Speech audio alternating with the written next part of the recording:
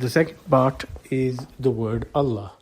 And we already discussed when we were doing Surah Al-Ikhlas, and we discussed in detail about the word Allah. There are two schools of thought. One of them is that Allah comes from the word ilah, and it is actually al-ilah. And some Muslim scholars and all non-Muslim scholars agree on it. And the non-Muslim scholars agree on it because the word ilah is found in the Bible. It's coming from the Hebrew language.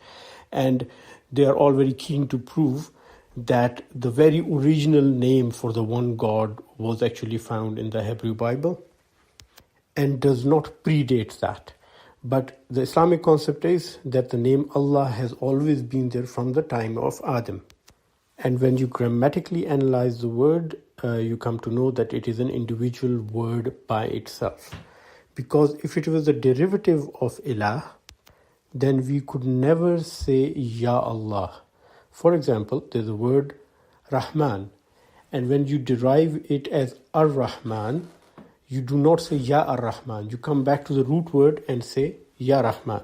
Similarly, Rahim, when it becomes Ar-Rahim, and when you want to say Ya Rahim, you can't say Ya Ar-Rahim, you say Ya Rahim, you remove the Al between it. But when you call Allah and you say Ya Allah, you do not remove the first Al. Otherwise, if it was a derivative word, you would say Ya Ilah, and you would never be able to say Ya Allah. That is a grammatical rule. And secondly, when Rahman becomes Al-Rahman, you pronounce it Ar-Rahman. The L goes silent.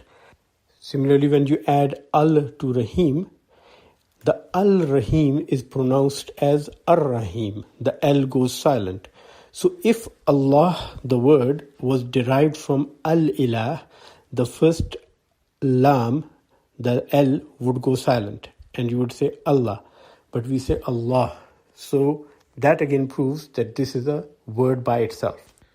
When we combine the two words and say Bismillah, adding a ba to it, that means we are seeking help from Allah, in the name of Allah.